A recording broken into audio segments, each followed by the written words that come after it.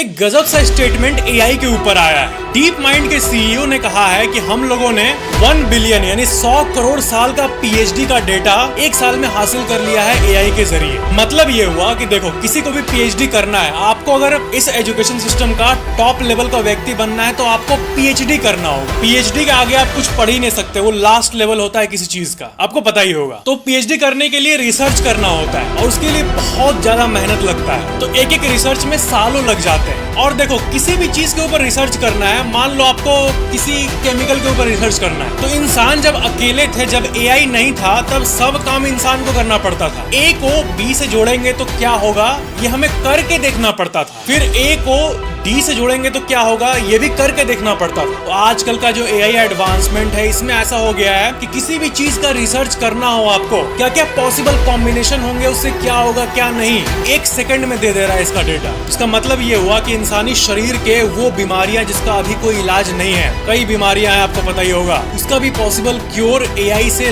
Next 1 decade में निकल सकता है, ऐसा एस्टिमेट किया जा रहा है। ये बात डीप माइंड के सीईओ डेमिस हैसाविस ने कहा है। हमारी दुनिया कितनी बेटर दुनिया हो जाएगी ना, जब ये पता चलेगा कि इंसान के शरीर में कोई भी बीमारी हो रहा है, आप दवाई खा लो ठीक हो जाए। मतलब अगर ऐसा हुआ तो ये तो एक ड्रीम वर्ल्ड बन जाएगा हमारा अर्थ। मतलब जैसे कि सर्दी खांसी किसी को हुआ है, वो जाके गोली खाता है, 2-3 दिन में ठीक हो जाता है। तो आज से शायद 20-30 साल बाद अगर ये काम एआई से हो गया तो शायद किसी को कैंसर हुआ है, आज टैबलेट खा ले, परसों तक ठीक हो जाएगा। ऐसा वर्ल्ड हो जाएगा जो कि अभी के लिए ड्रीम है, ऑफ कोर्स।